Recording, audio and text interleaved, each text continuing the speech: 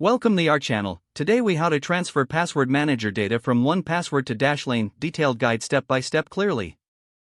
Open your web browser and go to the 1Password website. Log in to your 1Password account. Navigate to the Vault section in your account dashboard. Select the vault you want to export from. Click on the three dots or the options menu near the vault name. Choose the export option from the drop-down menu. In the export format options, select the CSV file type. Save the exported CSV file to a location on your computer where you can easily find it, such as your desktop.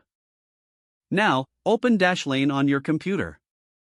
If you don't have Dashlane installed, download and install it from the Dashlane website. Log into your Dashlane account or create a new account if you haven't already. Once logged in, find the option for importing data. Click on Import and then choose from CSV.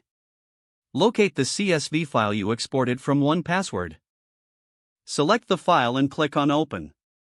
Dashlane will now process the CSV file and import your passwords.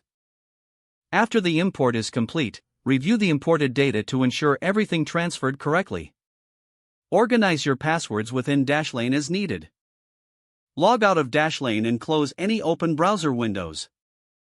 You have successfully transferred your password manager data from 1Password to Dashlane. If the page does not load, refresh the browser or try again in a private or incognito window. Make sure you are using the correct email address, then retype it carefully to avoid small typos. If your password is not accepted, use the reset option and create a new strong password you can remember.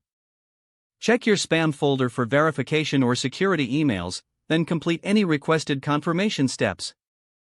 Enable two-factor authentication if available to improve account security and reduce unauthorized access risk. After signing in, review your profile details so your contact information and settings are accurate and current. If you see an error message, note it down and try again after restarting your device and internet connection. Log out when you finish, especially on shared devices, to keep your account and payment information secure. If the page does not load, refresh the browser or try again in a private or incognito window.